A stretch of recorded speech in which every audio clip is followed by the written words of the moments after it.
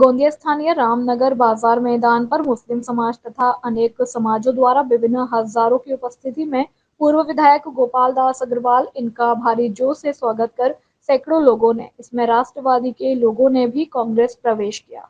गोपाल दास अग्रवाल ने समाज के हित में होने वाले अनेक योजनाओं में महत्वपूर्ण भूमिका होकर अनेक विकास के कामों में करने हेतु वचन दिया। इस अवसर पर सैयद इकबाल, सुनील भालेराव, प्रफुल्ल अग्रवाल, जुनेद शेख, छन्नूभाई, योगेश अग्रवाल, बाबा भदुभाई, हाजी सैयद, कमर अली शेख, महबूब अली, अमर रावत, मंजू शेख, सुनील रंगारी, शाहिद शेख, दारावेरी साल आदि प्रमुख रूप से उपस्थित थे। संचालन अपूर्व अग्रवाल ने किया। सतीश पार्थी की रिपोर्ट। तमाम संप्रदाय के लोगों को बराबरी का अवसर, बराबरी का अधिकार दिया। एक व्यक्ति चाहे कितना भी अरबपति हो, उसका भी वोट का एक अधिकार, और एक रिक्शा चलाने वाला या एक खेत मजदूर, उसको भी बाबा साहब आम्बेडकर ने संविधान में बराबरी का अधिकार दिया, बराबरी का दर्जा दिया।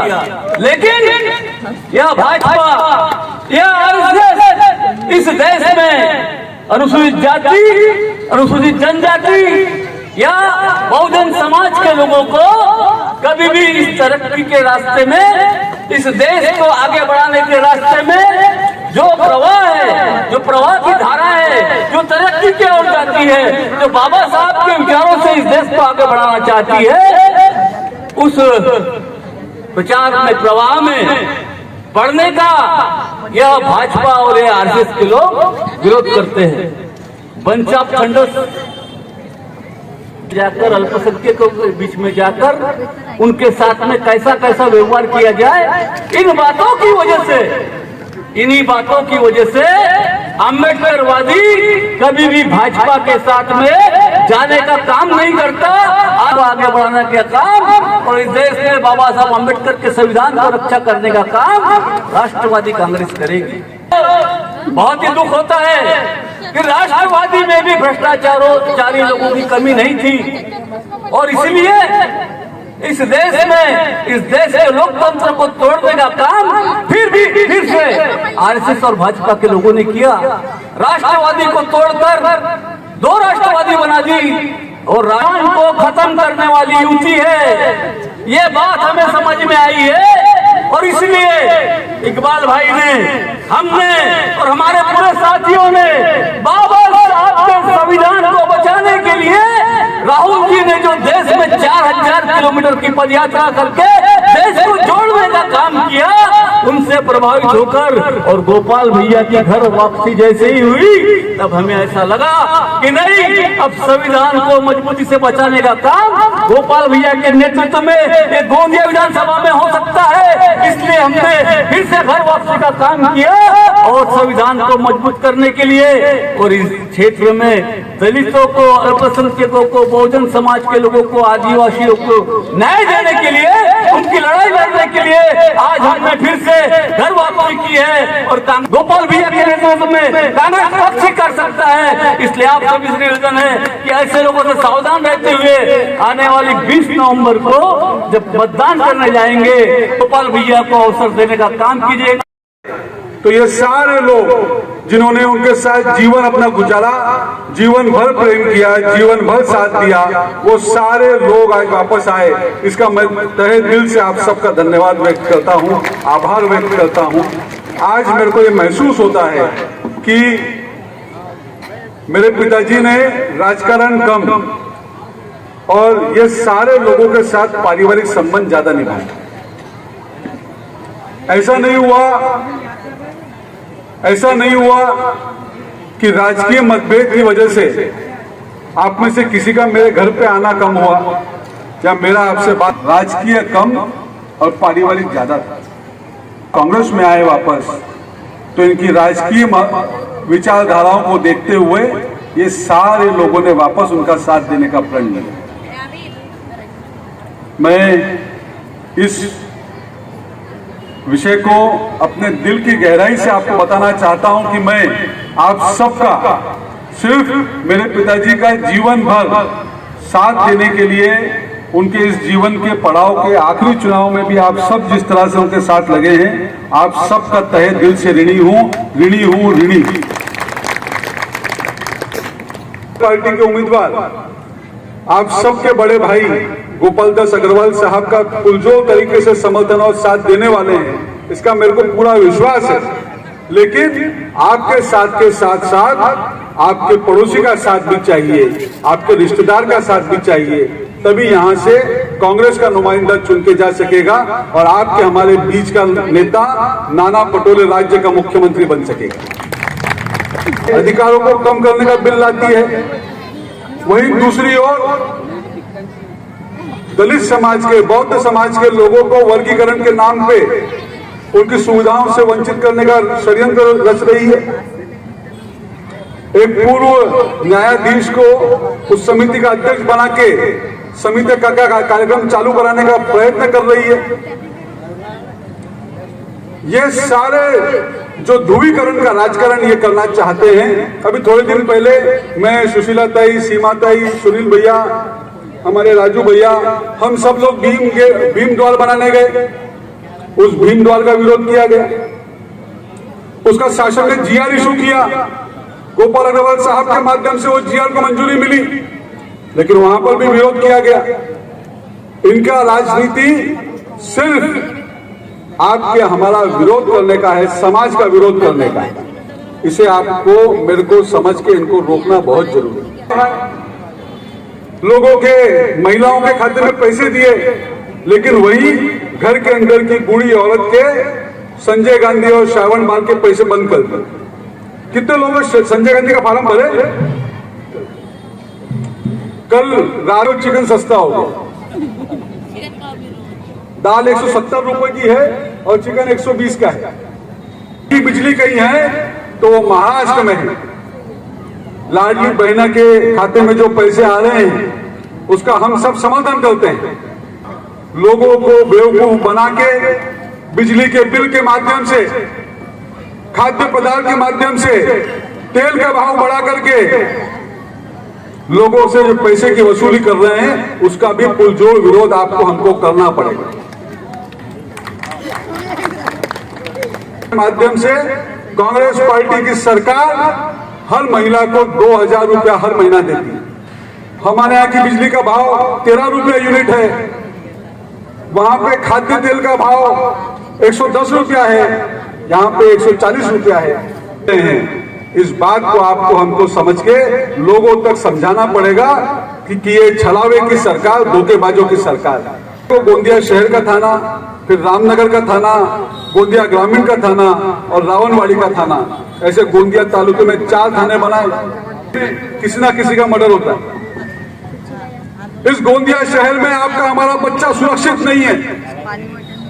हर थोड़े दिन में किसी बच्चे के, दादा भैया वो बोला पॉलिटेक्निक कॉलेज खोला, गोंदिया शहर में थाने बनाए, गोंदिया स्कूल बनाया, गोंदिया शहर में प्रशासकीय इमारत बनी, वहीं गांजा मर्डर के केसेस बढ़ने लगे। दिसंबर के महीने में सीए और एनआरसी के रैली में घुमा कि नहीं घुमा? राजू भाई घुमा कि नहीं घुमा? विधानसभा क्षेत्र के विकास के लिए दिया। रोड रास्ते का मुद्दा हो, पुलिया का मुद्दा हो, प्रशासकीय इमारत हो, पॉलिटेक्निक कॉलेज हो, मेडिकल कॉलेज हो, रजगांव टेडवासिवनी हो, रजगांव काटी योजना हो, पानी पुरवठा योजना हो, बुआरी गटर योजना हो, ऐसे अनगिनत विकास काम इस गोंदिया विधानसभा क्षेत्र में किसी ने किया तो उसका नाम गोपाल अग्रवाल। रास्ता खुदता गया।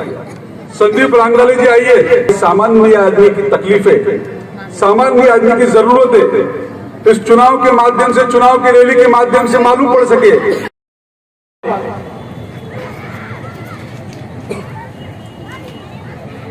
धर्मनिरपेक्ष ताकतों को मजबूत करने वाले सारे उपस्थित हमारे नौजवान साथी, मैं सभी का बहुत बहुत दिल से इस्तकबाल करता हूं। सबको हमारी इस लड़ाई में शामिल होने के लिए बहुत बहुत धन्यवाद देना चाहता हूं। मोदी जी के आने के बाद भी कांग्रेस के उम्मीदवार के रूप में मुझे चुनकर भेजा, और उस चुनाव जीतने के बाद में सरकार बीजेपी की आ गई। मैं मेरे गोंदिया के हर उस विकास के सपने को, चाहे वो गोंदिया को 24 घंटा पीने के पानी दिलाने की बात हो, बाईपास का निर्माण हो, गोंदिया का मेडिकल कॉलेज शुरू कराने का हमारा संकल्प हो, वो सारे के सारे कामों के लिए सतत लड़ता रहा। जिस मेडिकल कॉलेज को हमारी कांग्रेस की सरकार ने दिसंबर 2012 में हमारी लंबी लड़ाई के बाद में मंजूर किया, उस मेडिकल कॉलेज को चालू कराने के लिए मुझे सुप्रीम कोर्ट तक जाना पड़ा। हर मोड़ पर लड़ाई थी, मेरी हर लड़ाई में मैं अकेला था, न सामने था कोई, न पीछे कोई था। बस गोंदिया की जनता का विश्वास था और उस विश्वास पर खरा उतरने का मेरा एक ईमानदार प्रयास था। इसके पीछे इरादा यही था कि हमारे गोंदिया का राजकारण, कांग्रेस के राजकारण के कारण गोंदिया का विकास रुकना नहीं चाहिए। गोंदिया में बढ़िया से बढ़िया नागपुर मुंबई के दर्जे का आरोग्य की सेवा चाहता हूं, जो जन सामान्य को मुफ्त में मिले, और इसके साथ साथ गोंदिया में व्यापार बढ़े। गोंदिया में हमारा किसान समृद्ध होगा तो व्यापार बढ़ेगा, शहरों में समृद्धि आएंगी, लोगों को रोजगार मिलेगा और हमारे नौजवान उसी विश्वासघाती को मजबूत करने का काम किया। ईमान राजकारण को छोड़कर हमारे सारे साथियों ने पिछले महीने की 13 तारीख कांग्रेस के सारे बड़े नेताओं की उपस्थिति में मेरे घर वापसी का स्वागत किया। मुझे इस बात की भी खुशी है कि आज राहुल गांधी के जमाने में अगर कांग्रेस आजाद नहीं होती तो शायद नाना पटोले जैसा एक सामान्य घर का व्यक्ति इस कांग्रेस की कमान को संभालने का काम नहीं कर पाता। यह कमाल है राहुल गांधी के नेतृत्व का कि कांग्रेस की बागडोर हमारे अपने भाई के हाथों में है, जिसका जन्म, जिसका लालन पालन शिक्षण इस गोंदिया में हुआ है। अगर कांग्रेस की सरकार आएंगी तो वो भी सरकार में बहुत बड़ी भूमिका के साथ आएगा। मंत्री उप मुख्यमंत्री के क्षेत्र में लगते थे, वो हमारे गोंदिया में ला पाए और वो काम में करना चाह रहे। हमारे लेके चल रहा था, वो आर्थिक परिस्थितियों के कारण बंद हुआ। मैं अगले 5 साल में करना चाहता हूं। भाई, हमारा भाई सुनील और इनकी सारी टीम मेरे हौसले को बढ़ाने के लिए यहां आई। मुझे बहुत खुशी है, आज के इस कार्यक्रम से मेरी भी हिम्मत बढ़ी है। राजकारण करते हैं जो लोग धार्मिक भावनाओं को उकसाने का काम करते हैं, उन लोगों के खिलाफ की लड़ाई में आप सबका साथ बहुत जरूरी है। और इसलिए आज के इस पक्ष प्रवेश से मेरी जो हौसला अफजाई किया है, सबने मिलकर मुझे हिम्मत देने का काम किया। स्वागत करता हूं, उनका आभार व्यक्त करता हूं। कल राहुल गांधी का है, वो राहुल गांधी जो आवाज है नौजवान की, जो आवाज है किसान की, जो सामाजिक न्याय की लड़ाई लड़ता है, जो फुले साहू अम्बेडकर के मार्ग पर इस देश को चलाना चाहता है, जो हमारी जातीय जनगणना के माध्यम से सबको बराबरी का हिस्सा देना चाहता है, उस राहुल गांधी को उन लोगों का मुकाबला करना है जो चुनाव आते के साथ जाति और धर्म के माध्यम से लोगों के वोटों का ध्रुवीकरण करना चाहते हैं, जो लोगों के मनों को भी है। और मैं हमेशा कहता हूं, मैं जब बीज बनाऊंगा, जाने के बाद आदिवासी समाज का और मुस्लिम समाज का मेरे जाने से दुखी हुआ, उस तीनों समाज के और फुले साहू अम्बेडकर की परंपरा को मानने वाले वो सारे लोगों से जाहिर रूप से उस दिन 13 सितंबर को हमारी घर वापसी के कार्यक्रम में माफी मांगी है। सब लोग मिलकर एक वज्रमूठ बनकर इन फिरका परस्त ताकतों को उनकी जगह दिखाने का काम करें। हम सब हैं हिंदुस्तानी और सबका दिल है हिंदुस्तानी, और हम सब हैं भाई भाई। इसी मूल मंत्र के साथ में इस गोंदिया में अमन चैन को बनाए रखने का काम हम सब ने मिलकर हमेशा किया है और जीवन भर करेंगे। इस बात यही गुजारिश करता हूं।